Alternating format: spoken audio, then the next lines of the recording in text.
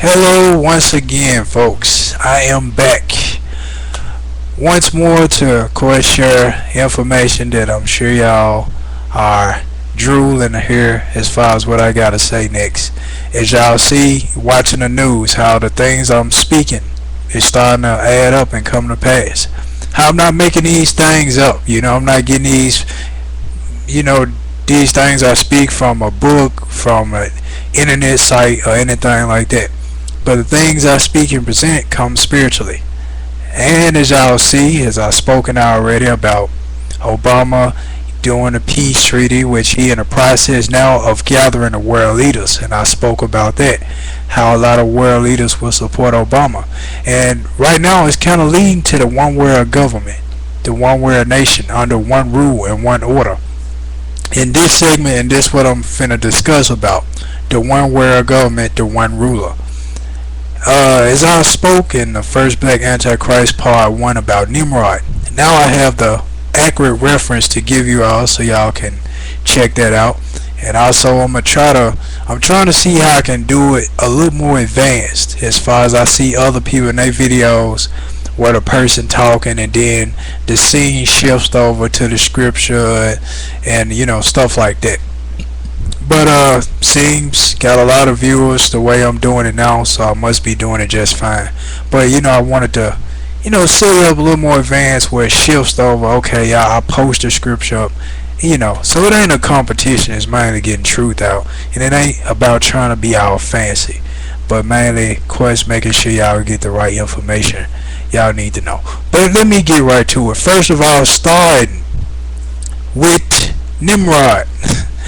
In the book of Jasher, it speaks about Nimrod, and I spoke about that. Nimrod being this great ruler, and he was a ruler at the time of the Tower of Babel. When the Tower of Babel was built, where all the civilizations of the world, all the nationalities was in this one spot, this one place, and they was building the Tower of Babel.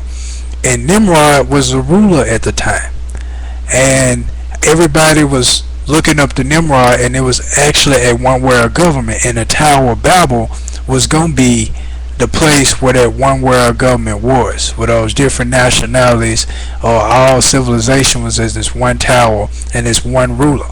But of course God was against it, and it's like, no, I wanted you all to split up and scatter all over the land. He didn't want everybody to stay in one spot, but he wanted them to multiply and fill the earth. So in order for that commandment that he gave Adam and Eve to be fulfilled, if everybody was in one spot at the Tower of Babel, they would not fill the earth if everybody in one spot. So that's why he caused us to speak different languages, and we scattered about in different sections of the earth, or the planet. Now, the reference to that, if you go, like I said, and I probably said in the first one, if you go to Google, you go to Google homepage and type in the book of Jasher, and it's Jasher, Jasher. If you type in the book of Jasher and go to chapter 11, the book of Jasher is one of the lost books of the Bible. It is sufficient proof of that, and it gives reference to where it's talking about the book of Jasher in the Bible, and I believe it's 2 Samuel and Joshua. But once you go there, it'll give you the reference of where to look for the book of Jasher in the Bible, where the book of Jasher was mentioned in the Bible, but the book of Jasher is not a part of the Bible as far as the Bible that we have today. So there are a lot of missing books and a lot of stuff missing out of there, and the book of Jasher is one of them, indeed. And if you read, it's like 50, 60 chapters in the book of Jasher. It's a whole lot of stuff, but it gets a little more accurate with Esau and gets a little more accurate with Nimrod as far as his extent, as far as one of Noah's sons, Cush, well, actually Ham's first son Cush, and Cush's first son Nimrod. Now, of course, I'll go quick history on that since time is little and I gotta get so much information out of one blow. Of course, Noah and three sons. Ham was where most of the black descendants came from, and I believe one of the other brothers as well, but more so the Arabics. But of course, Ham had his firstborn son named Cush. The Africa, it was called originally the land of Ham, or the land where Ham dwelled in or chose to dwell in. So it was the land of Ham. And after that, when Ham passed on, he passed the land on to his first son, Cush. So Cush named the land after him, and it was called Cush as far as Africa's original name. So it was originally labeled as Cush, but first it's just the land of Ham. This is the Ham. This is the land where Ham chose to dwell, so the land of Ham. Firstborn son, Cush. Okay, Cush decided I'm gonna call it Cush since father gave the land over to me. Now it is Cush. So Cush's firstborn son, Nimrod, didn't want to choose to rule in Africa. He wanted to choose somewhere else. Instead of, it being tradition of the land, he kind of the rebellious one, like, hey, I don't want to rule, I'm going somewhere else. So that's where he ruled Babylon, which is a portion in the Middle East, which original Babylon is Iran.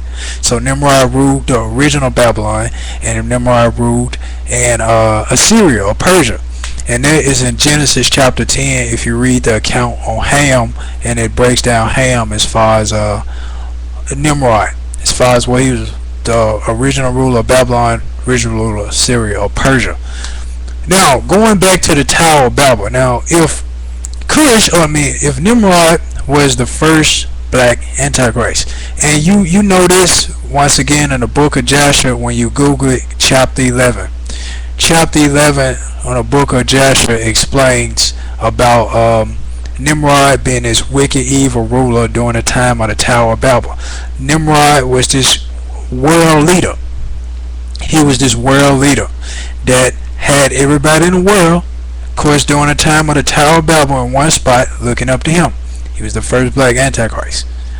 And the reason I say this, he knew about God and Jesus, but he rebelled. He turned against him, kind of like King Saul. And that's what made him an antichrist, because he knew of Jesus, he knew of the Father, and he turned against him. So he was against them. And because of that, of course, later on down the line, Nimrod got killed by Esau, and explains a very interesting story. And if you pull the Bible out, you will see references to that the book of Joshua is indeed one of the missing books. But yeah, Nimrod later on down the road got killed. So saying this to say is that Nimrod, the first black antichrist, and he was the original ruler of Babylon. Obama is also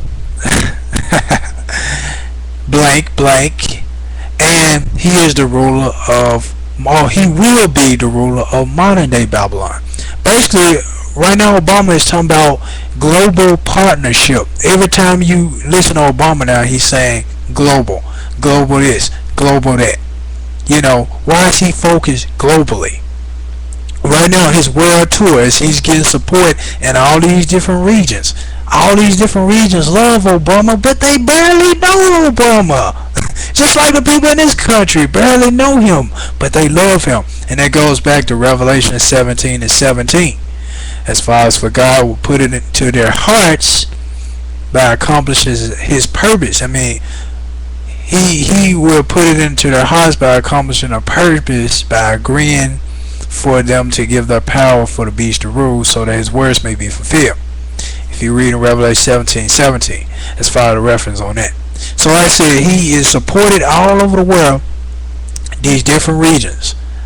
He's talking about a global partnership. He's saying we need to be as one. We need to quit being separated, quit being separate nations, quit being separate continents, and just be this one world group of people. This one people with one leader. And this one leader right now is Obama, because all these people in these different regions are my Obama.